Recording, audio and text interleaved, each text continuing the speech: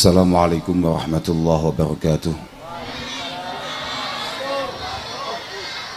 Alhamdulillah wa syukurillah wa salatu wassalamu ala rasulillah Sayyidina wa maulana Muhammad ibn Abdillah wa ala alihi wa sahbihi wa mawala amma ba'd, la hawla wa la quwata illa billah.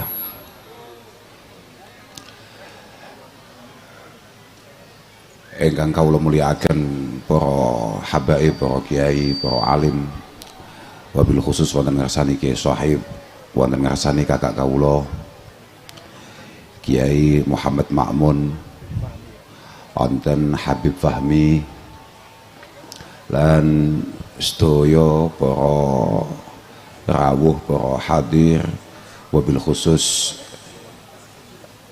rencang kawula, sahabat kami yang lagi berjuang untuk terus membuat Jawa Timur lebih baik, Mas Emil Dardak. Moga-moga selalu mendapatkan taufik hidayah inayah Allah Subhanahu wa taala. Wonten calon tuan rumah Kabupaten Bojonegoro, Bu Nurul Azizah. Oke. Mugi-mugi dipun paringi gangsar, paringi gampil. Moga-moga niatan panjenengan benar-benar ditata oleh Allah Subhanahu wa taala untuk membuat Bojonegoro benar-benar Bojonegoro yang lebih sae, lebih menarik, khususnya jalannya lebih penak sebenarnya. Aku itu nek diundang nang Bojonegoro itu nelongso. Saya itu kalau diundang ke Bojonegoro itu mesti panik. Karena selepas nganjuk itu mesti cobaan Allah Subhanahu wa taala mulai datang. Makanya moga-moga nanti kalau memang Bu Nurul Azizah diberi takdir oleh Allah taala untuk memimpin Bojonegoro membersamai Mas Wahono, moga-moga semuanya menjadi lebih baik, menjadi lebih menarik, menjadi lebih tertata. Alhamdulillah malam hari ini kita bisa ketemu, bisa kumpul-kumpul dalam rangka sholawatan bareng, dalam rangka satu abad, dalam rangka wakeh pokoknya pemilu damai. Lah kenapa nggak damai? Harus damai lah. Kita ini boleh ngeten-ngeten. Sama nek pengen golek contoh damai. Niku contohnya kados kula kali Gus Makmun nih.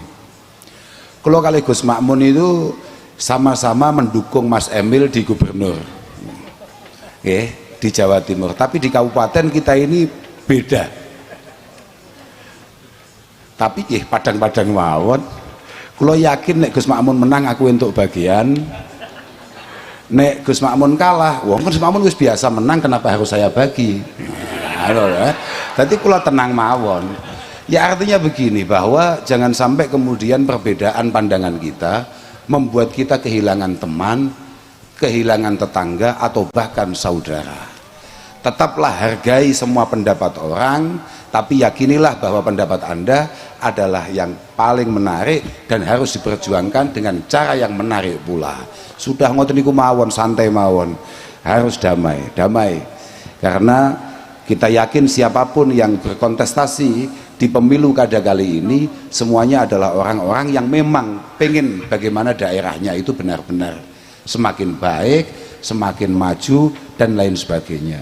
Nek kula teng Mas Emil niku mboten mergo napa-napa. Keranten dilalah Mas Emil niku kalih kula nggih rada dulur. Kan rada mirip kula kalih Mas Emil niku, Yo ngene, ganteng Mas Emil niku faktore kopen ngono, paham Faktornya Mas Emil luwih kopen nek ngono tok.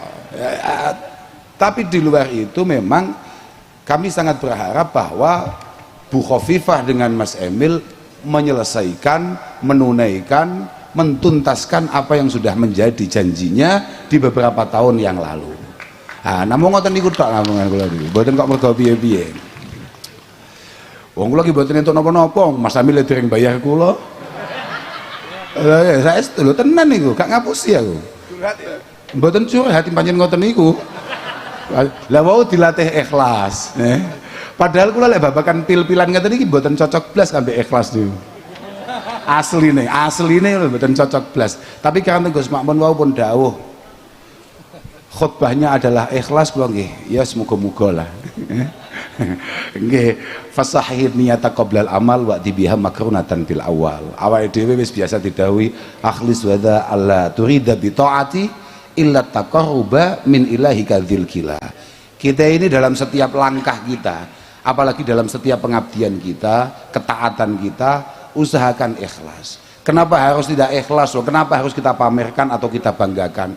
Toh kemampuan kita untuk melakukan itu semua semata-mata murni karena pertolongan Allah Subhanahu wa taala. Awake dhewe iso berbuat baik, kayak misalnya kayak Mas Emil, dilalah diparingi pinter, diparingi punya kemampuan, dikasih bisa bekerja, itu semua semata-mata karena pertolongan Allah Subhanahu wa taala. Tidak ada yang kemudian bisa atau pantas untuk kita banggakan bahwa itu adalah pekerjaan kita, amal kita atau apapun. Para rawuh ingkang kawula mulyakaken, kula mboten ngertos Gus Makmun wau di awal ndawuhne napa kula mboten paham, tapi sing jelas Gus Makmun mesti tekan kene macak dadi panitia 1 abad Pondok Pesantren Al Falah.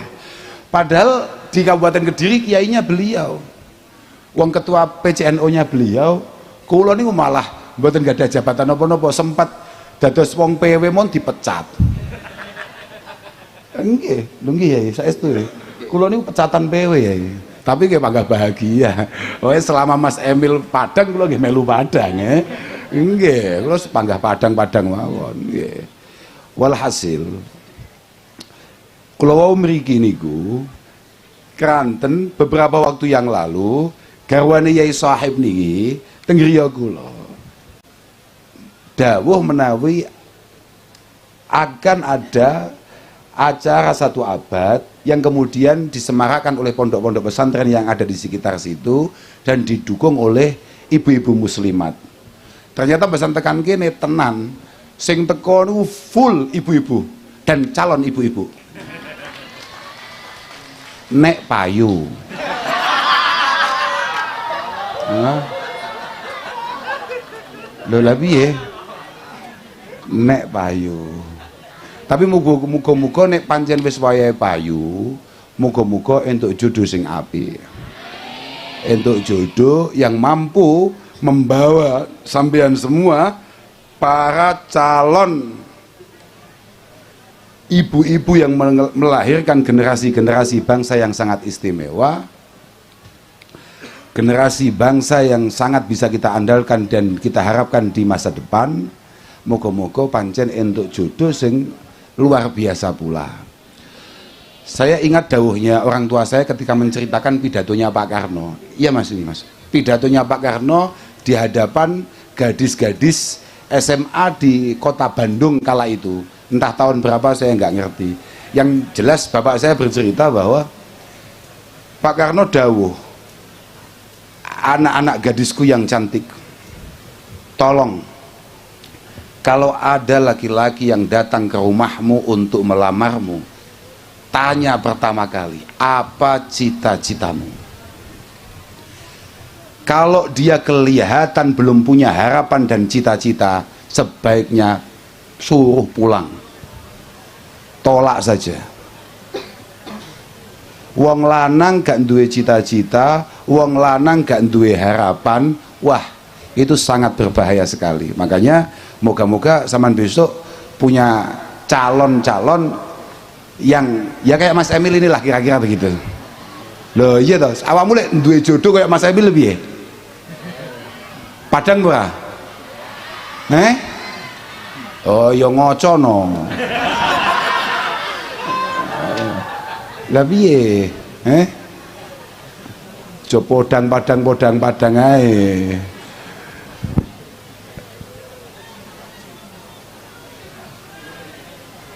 Tapi kalau badhe matur, jenengan-jenengan ini menjadi sebuah hal yang sangat penting. Adik-adik ini, adik-adik gadis ini semua, ini adalah hal yang sangat penting. Ada sebuah kata-kata yang sangat populer, bahkan ada yang kemudian mengatakan bahwa itu adalah sebuah hadis,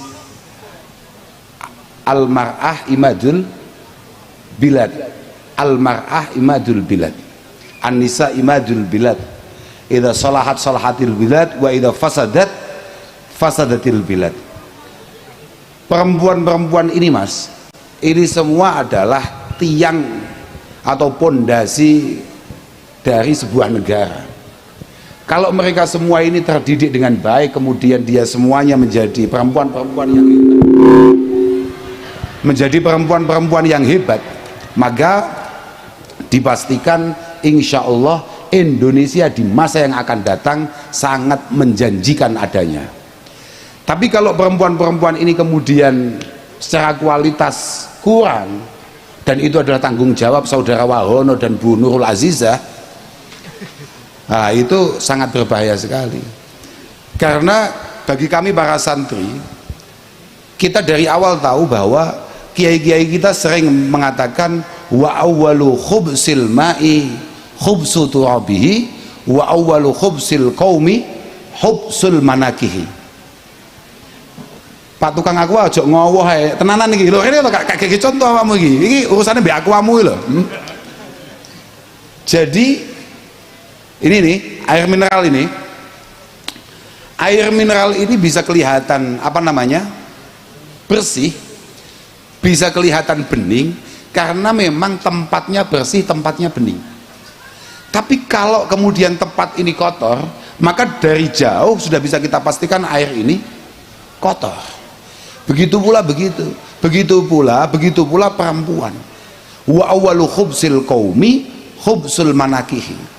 Bojonegoro apik apa ora, Jawa Timur baik atau tidak, itu bisa ditentukan dari seberapa kualitas calon-calon ibu yang ada, seberapa tingkatan SDM pendidikan yang dimiliki oleh calon-calon ibu yang ada. Tidak ada tokoh hebat dilahirkan dari rahim perempuan yang biasa-biasa saja. Saya beberapa waktu yang lalu itu ngaji, kalau niku ngaji teng griya, kemudian saya bercerita, sampean tahu krungu Imam Syafi'i? Pernah dengar?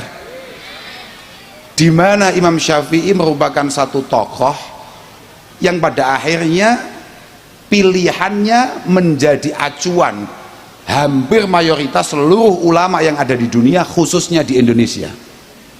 Imam Syafi'i itu siapa? Imam Syafi'i itu adalah seorang yatim, bocah yatim hanya sekedar bocah yatim yang ditinggal wafat oleh bapaknya ketika beliau belum genap usia 2 tahun, dan kemudian diopeni, dididik, dibesarkan oleh ibunya yang bernama Sayyidah Fatimah.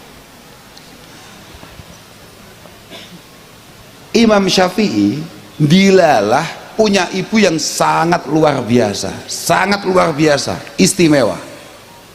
Ibu beliau itu dikatakan dalam manaqib Syafi'i kanat taqiyatan faqihatan alimatan. Ibunya Imam Syafi'i itu selain benar-benar perempuan yang salihah, beliau juga perempuan yang sangat cerdas, sangat pintar, ahli fikih. Wong wedok iki. Makanya adik-adik, kamu jangan sekali-kali kalah dengan mereka-mereka yang laki-laki itu.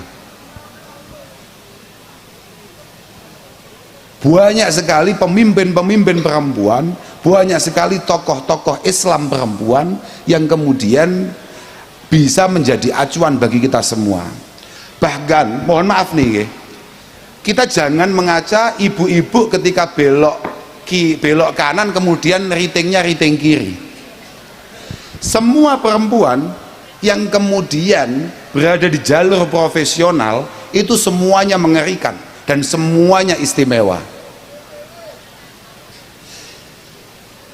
Rawi hadis perempuan itu tidak ada yang kemudian hadisnya turun menjadi dhaif, itu tidak ada, saking istimewanya wong wedok. Pembalap wedok itu jarang kecelakaan, pilot wedok itu jarang kecelakaan. Sekali perempuan memantapkan diri untuk menjadi profesional, mengerikan. Lanang-lanang gak jelas gini iki hatam mesti.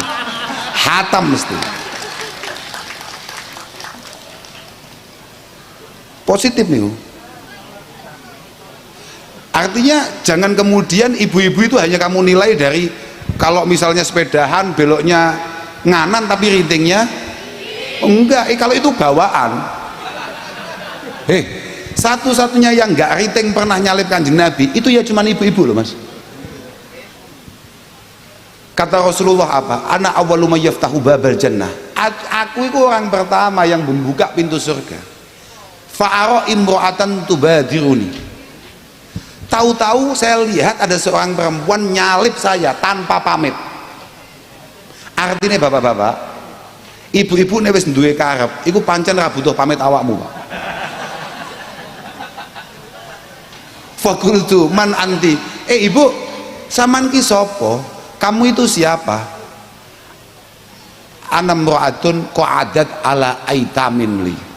Saya ini perempuan yang mati-matian berjuang untuk membesarkan, mendewasakan, mensukseskan anak saya ketika ditinggal mati oleh suami saya. Makanya wah jangan sekali-kali kita merendahkan ibu-ibu, perempuan-perempuan kalau sudah serius untuk mencoba profesional di bidangnya. Hatamlah bapak-bapak, pasti itu, pasti luar biasa tenan. Makanya di kesempatan yang lain bahkan Nabi dawuh, ana wa mur'atun saf'aul khaddan kahataini yaumal qiyamah, kahataini yaumal qiyamah. Aku mau ngene dikira jago nomor loro. Ngene iki nomor sapa? Oh ya nasibmu Bu panjenengan. Panjen jatahmu. Tapi panjen ngono kuwi. Aku iku kambek perempuan-perempuan yang kelihatan letih pipinya karena sibuk ngurusi anake, mergo ditinggal mati bojone, iku bakal sangat dekat sebagaimana dua jari ini besok hari kiamat. Ibu-ibu janda-janda yang mati-matian membesarkan anaknya. Imra'atun amat min zaujiha bahasanya. Dzatu mansibin wa jamal habasat nafsaha. Habasat nafsaha. Perempuan-perempuan istimewa yang kemudian ditinggal suaminya ketika dia masih sangat cantik tapi dia tidak butuh laki-laki lain, yang penting bagaimana anak yatimnya bisa tumbuh, bisa dewasa dengan kualitas yang istimewa. Nah itu, ibu-ibu seperti itu insya Allah besok di hadapan Allah akan sangat memiliki kedekatan dengan Rasulullah Muhammad sallallahu alaihi wasallam. Terus nih, ibu Imam Syafi'i gue sangat istimewa. Jenengan harus contoh, mohon maaf ini para ibu ini. Jadi ibunya Imam Syafi'i itu selain beliau itu salihah, beliau memang sangat luar biasa pinternya, perempuan yang cerdas, perempuan ahli fikih, wa kanat ta'rifu lil ilmi qadrah. Dan dia tahu betul bahwa yang mampu mengangkat derajat keluarganya, khususnya sang putra yakni Imam Syafi'i, hanya keilmuan. Hanya keilmuan. Yang mampu mengangkat derajat seseorang itu unsur keilmuan.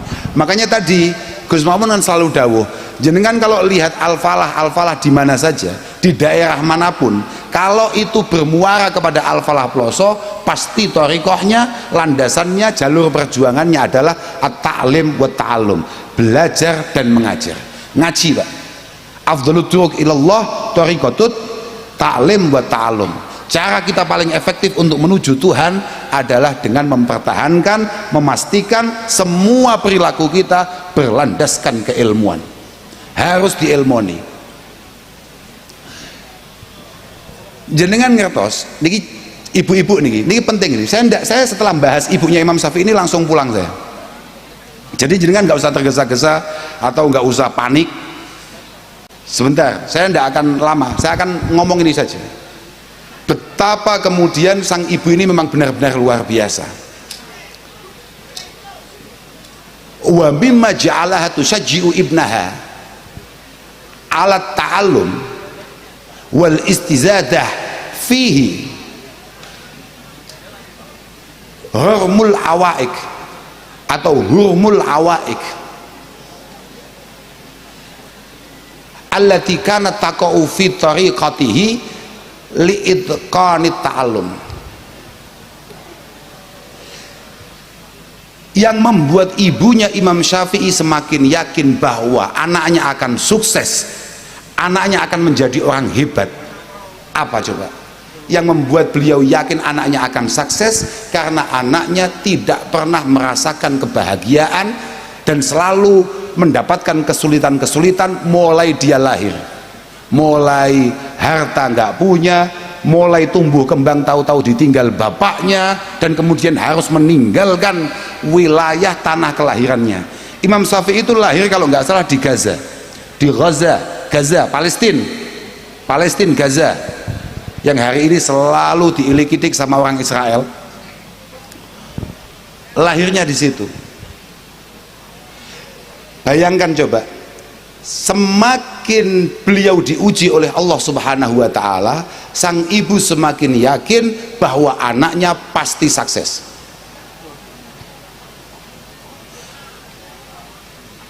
Wa 'ala rahmi min dalik lam takil wa lam tay'as alal ihtimam fi ta'limihi.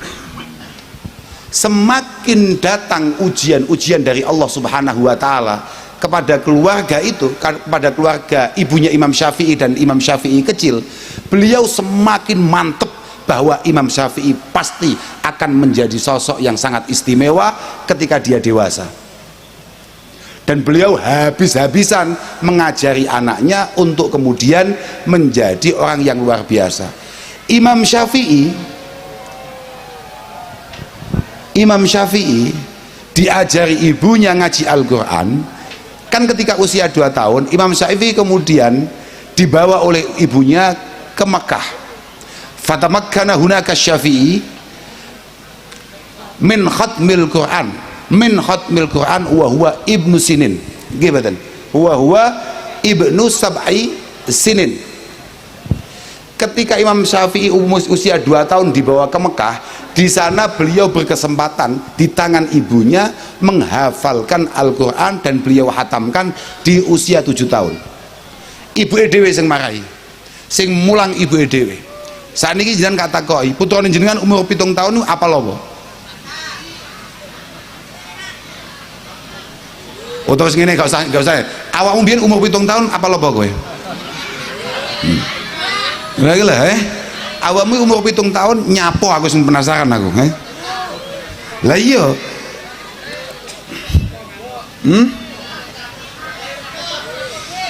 Saman ngerti? Ibu-ibu saya tanya, jenengan kalau punya anak di usia 7 tahun tahu-tahu hatam Al-Quran, apal Al-Quran, bangga bukan?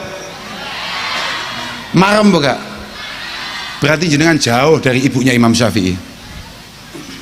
Karena ketika Imam Syafi'i mampu menyelesaikan Al-Quran di usia 7 tahun, summah tamat bita'limihi wa allamathu aksara wa aksara wa wajjahathu ila syuyukhil masjidil haram li'itqanil qira'ah wa tilawah wa tafsir. Ketika sang anak usia 7 tahun dan sudah menyelesaikan Al-Quran, beliau semakin yakin anakku ini berarti bakat ngaji, anakku ini berarti bakat tenan dadi kiai, anakku ini berarti bakat tenan dadi tokoh.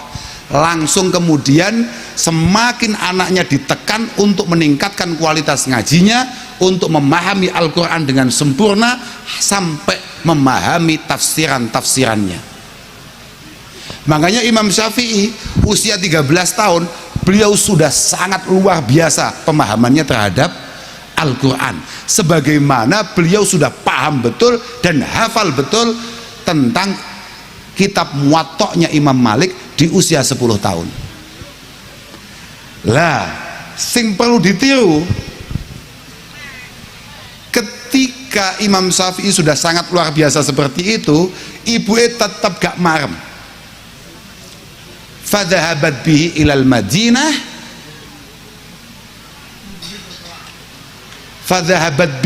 Madinah, dibawa ke Madinah oleh sang ibu, kemudian disewankan kepada Imam Malik untuk mentahqiqkan apa yang sudah beliau pahami, untuk mentahqiqkan apa yang sudah beliau hafalkan. Nah, kita kembali kepada masalah 1 abad kalau wau.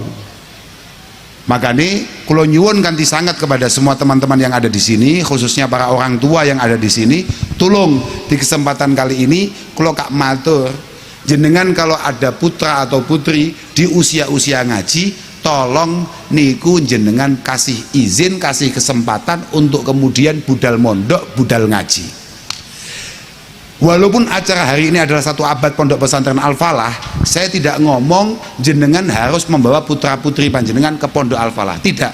Tapi jangan sampai ada putra putri panjenengan kemudian tidak ngaji, tidak sempat belajar agama. Makanya bocah-bocah kalau usianya masih sangat muda, artinya kowe usia SMP, usia SMA, mulai sangka pengajian iki matur ning bapakmu, Pak, kula benjing badhe berangkat mondok.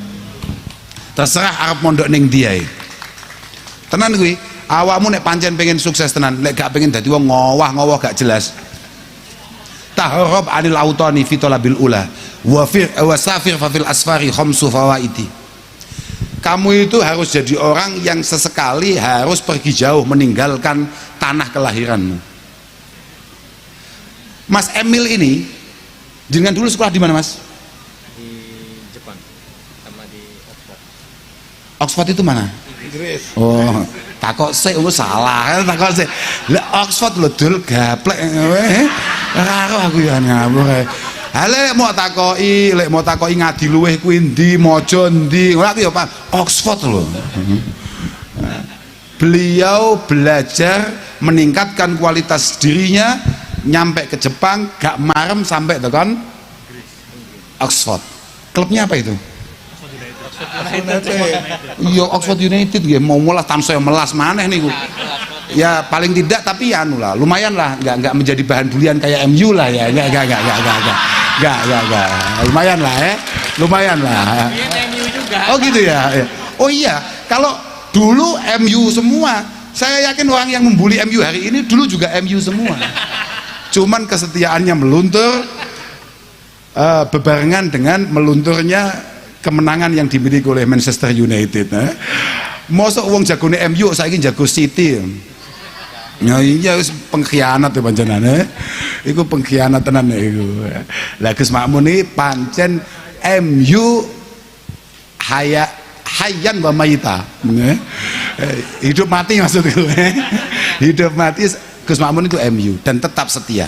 Itulah Gus Makmun. Gus Makmun tidak setia dalam beberapa hal, tapi untuk MU setia.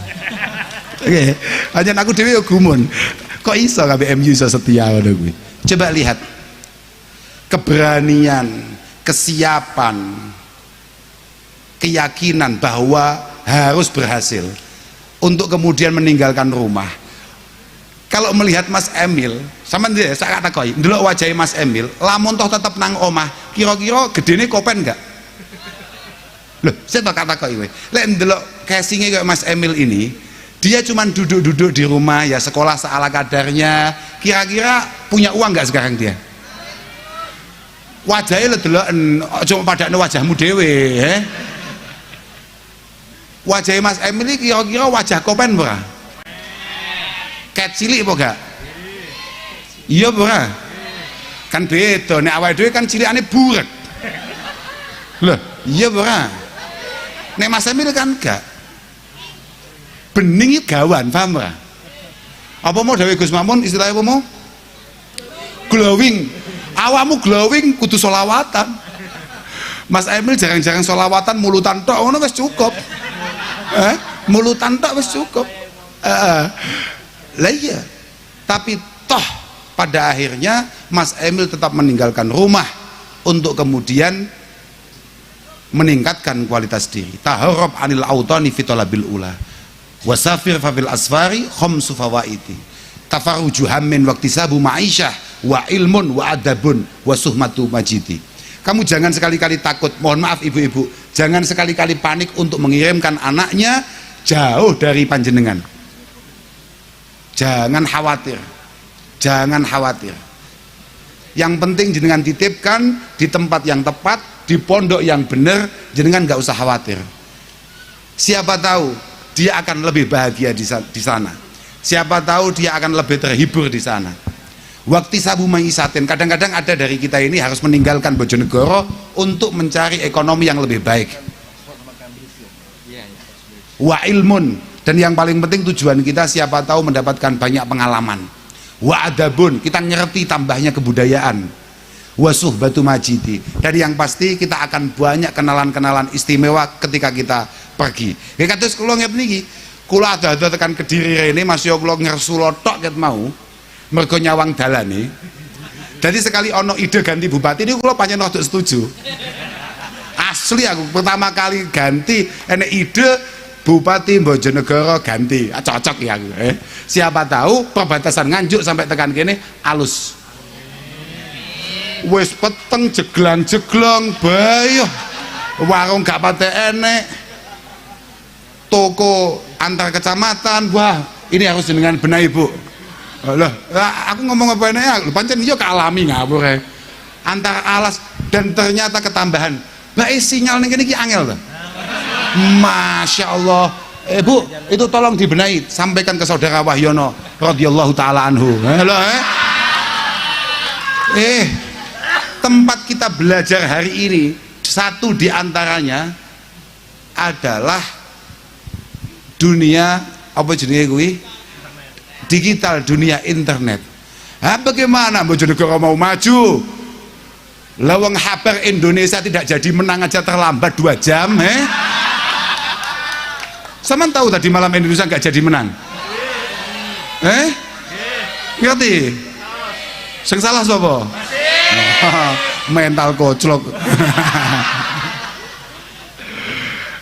Kenapa kok yang salah wasit? Kelamaan, Gus. Ya berarti yang salah ya kayak Mas Emil, kenapa tidak bisa mengkondisikan wasit jauh-jauh hari sebelumnya lah? Yang salah Mas Emil. Lah kenapa? Kalau dia bisa mengkondisikan wasit, kenapa kita tidak? Lah nyapa?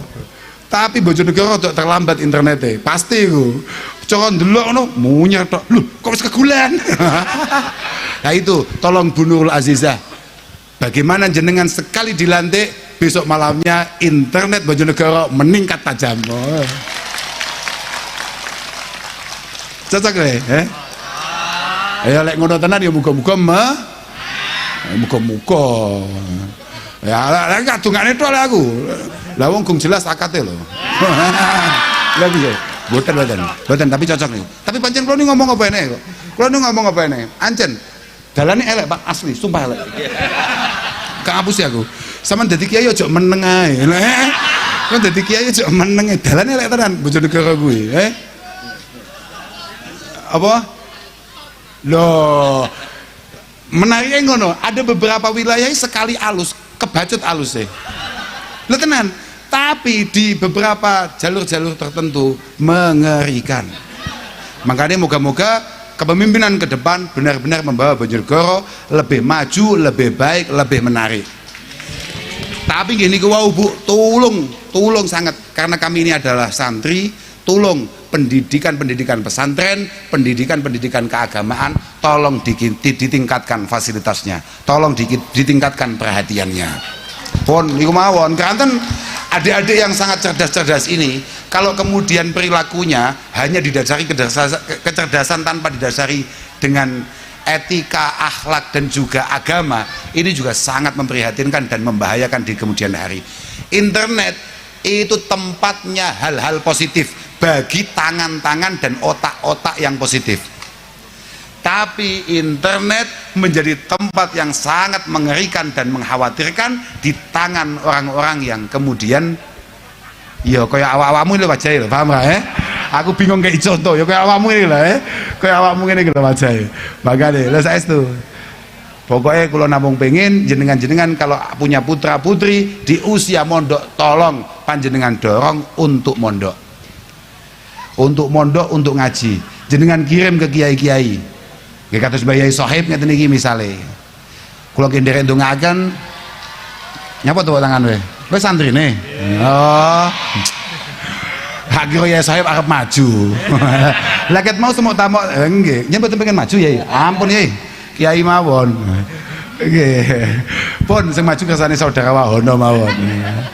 Pun jenengan mboten usah maju. Jangan tetap ngopeni bolo-bolo niku. Moga-moga adik-adik yang pada ngaji, moga-moga mendapatkan futuh dari Allah Subhanahu wa taala. Hatinya dibuka, mendapatkan ilmu yang manfaat, yang barokah. Insyaallah. Kula marem. Tapi ngomong-ngomong Bojonegoro panas sih pancen bendino ngene iki. Hah? Wah, lagi aku gak iso usul Bu Nurul Azizah kasih AC gak iso. Gak iso ngene aku gak enek, Ngene aku gak enek gak iso. Pokok anu Bu, jenengan ojo tersinggung kali kula. Nggih, wong aku yo kenal panjenengan, gak tau cethuk aku. Gak kenal aku ya los-los ae. Tapi jenengan ampun tersinggung. Saya itu ampun tersinggung. Kula estu nderek ndongaaken, mugi-mugi kados Mas Emil, Bu Khofifah, kayak Mas Wahono, kayak jenengan, moga-moga niatnya ditata oleh Allah Subhanahu wa taala. Moga-moga mampu mengemban amanah-amanah yang akan diberikan oleh masyarakat Jawa Timur, oleh masyarakat Bojonegoro pada khususnya dengan sebaik-baiknya. Nggih, Klus. Aku seneng ya Mas Emil lek ganteng lho, paham gak? Kan bangga ya untuk pemimpin ganteng kan melelet lah ada ya. Lah ya, Mas Emil poena loh. Mas Emil dawuh-dawuh poena. Aku sayangnya rada terlambat mau. Ternyata Mas Emil sudah nyambut. Padahal aku kangen delok Mas Emil pidato itu. Lho tenan. Bayangno ana wong ganteng iso matur penak alus kan top nih we. Biasanya sing matur penak ngono kan MC GMC kan jarang sing ganteng.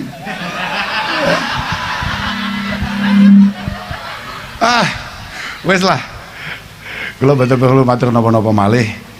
Monggo sami-sami nyuwun dhateng ngarsane Allah Subhanahu wa taala, mugi-mugi selawatan dalu niki estu-estu makbulah indallah Subhanahu wa taala, ndadosaken ketentreman, keamanan, kesaenan kagem Bojonegoro. Lan mugi-mugi barokah selawat jenengan kabeh diparingi sehat kalih Allah Subhanahu wa taala, diparingi gangsar, diparingi gampang, sembarang kalire gampang, golek rezeki gampang, sing gong patek payu golek jodoh ya paringi rodok gampang. No. Sing hamil muga-muga lahire ya gampang. Tapi aja kesusu, wong wayahe barang budal, Wis lah, ngoten mawon kula ngapunten ingkang agung, akhiron wal afu minkum. Wassalamualaikum warahmatullahi wabarakatuh. Sik lali aku. Dongakno Pondok Ploso muga-muga terus istiqomah ya. Aku lali aku. Ngeremo lafate 1 abad ya. Lafate 1 abad. Aku dongakno tenan. Muga-muga Pondok Ploso sampean dongakno. Muga-muga tetap jadi pondok sing istiqomah yang mampu melahirkan generasi-generasi yang bermanfaat, yang istimewa untuk bangsa ini. Jangan dongaaken. Dan tidak kalah pentingnya kayak tadi yang diminta oleh Gus Makmun, moga-moga para masyayikh Ploso, semua yang berkhidmah di Ploso, moga-moga selalu mendapatkan penjagaan dari Allah Subhanahu wa taala. Pun ngapunten, monggo Yai.